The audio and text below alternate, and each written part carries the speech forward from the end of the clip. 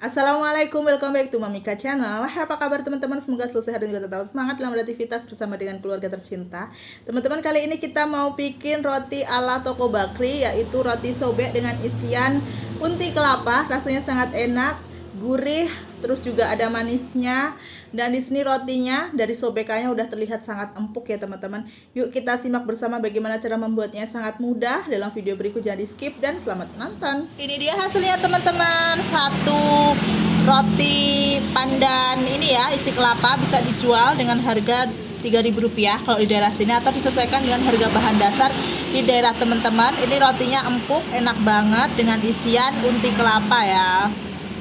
Bahan adonan rotinya kita siapkan 300 gram tepung terigu protein tinggi merek Cakra Kembar, ada setengah saset Fermipan yang kemasan 11 gram ya, jadi setara kita pakai sekitar 5 graman lebih dikit gitu.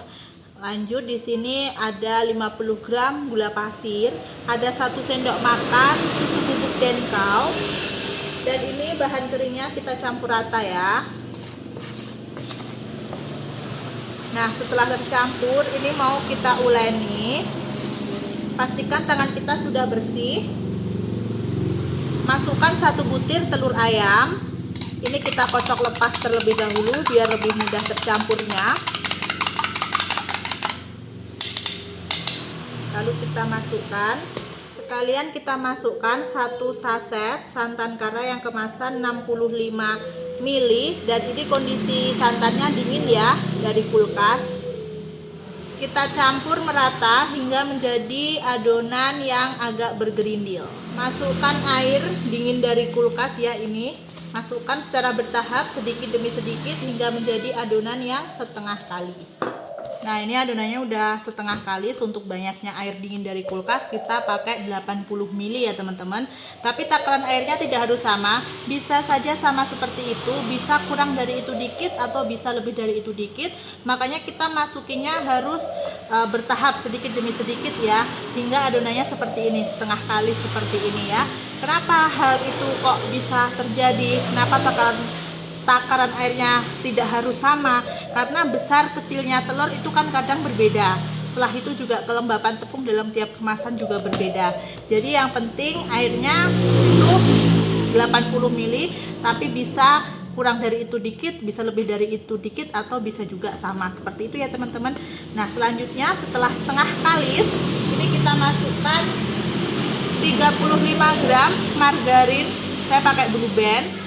Setelah itu ada 1/4 sendok teh garam. Sekalian kita mau tambahkan di sini pasta pandan. Kalau teman-teman mau original pasta pandan dan pewarnanya nanti boleh di skip ya. Tapi kali ini mau saya kasih warna hijau, jadi saya pakai pasta pandan. Sekalian pakai pewarna kuning telur dikit biar warnanya itu makin bagus ya.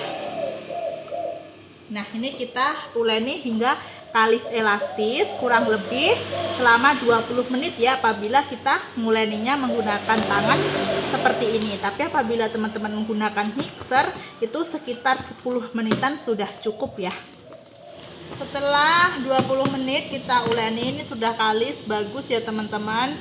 Sekarang ini tinggal kita diamkan, kita proofing jadi bentuk bulatan di tengah. Setelah itu kita tutup kain bersih, diamkan selama 30 menit biar mengembang. Sekarang kita membuat unti kelapanya. Di sini siapkan 200 gram kelapa parut. Jadi kelapa sudah diparut, ditimbang sebanyak 200 gram gitu ya. Terus kita tambahkan ada 150 gram gula merah yang sudah disisir, ada 3 sendok makan gula pasir, setengah sendok teh datar garam, setengah sendok teh vanili bubuk ya.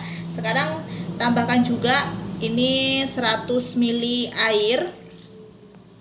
Nah, terus tinggal kita campur rata hingga semuanya tercampur, dan juga nanti tes rasa ya untuk tingkat kemanisannya. Oke, ini sudah cukup. Kita bikin unti kelapanya sudah tercampur rata semuanya, dan airnya juga udah menyusut menjadi unti kelapa yang menggumpal seperti ini ya teman-teman. Ini udah bagus.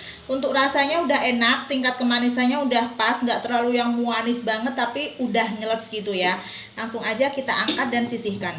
Setelah 30 menit kita diamkan, ini udah mengembang ya teman-teman. Sekarang kita kempiskan, buang udara yang terperangkap. Setelah itu ini siap untuk kita bagi-bagi ya. Bagi adonan menjadi 12 buah.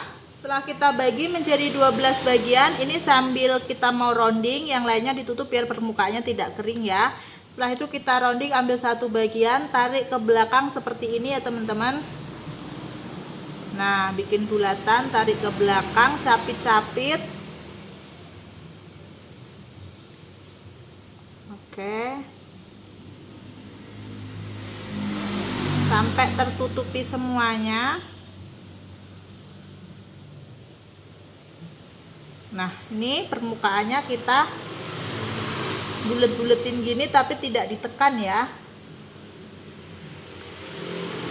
Lakukan hingga selesai. Setelah kita rounding semua ya teman-teman, sekarang ini sebagian tetap ditutup, sebagian yang dari pertama tadi kita bentuk itu mau diisi ya, pakai isian unti yang tadi sudah kita bikin.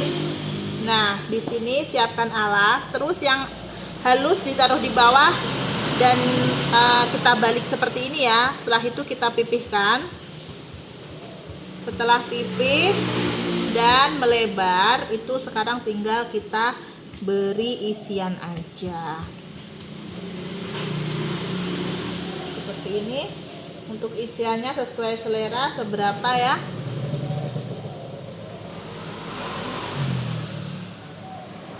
Makin banyak makin enak, tapi ya jangan terlalu over biar nanti nggak kesusahan waktu ditutup ya.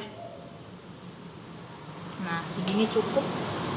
Setelah itu kita tutup kayak gini teman-teman, kita rapatkan, ambil tarik di satu titik ya merapatinya. Nah, kayak gini dirapet-rapetin sambil dicapit-capit hingga halus dan bagus ya. Nah, ini udah tertutupi semua, tinggal kita agak buletin lagi atas bawahnya biar lebih bulat dan bagus. Nah, seperti ini ya. Terus taruh di dalam loyang yang sudah dialasi dengan kertas roti ya. Ulangi cara yang sama hingga selesai ya. Ini adonan yang masih menunggu giliran di oven nanti, itu belum diisi ya teman-teman. Kita tutup aja seperti ini, ngebentuk dan ngisinya nanti aja. Selanjutnya ini yang mau di oven, karena di sini itu mau saya bentuk ini ya, seperti bunga. Jadi di sini mau saya gunting. Caranya mudah aja, bulatan seperti ini, terus kita gunting jadi 5 garis ya. Pastikan guntingnya bersih. Nah, ini aja.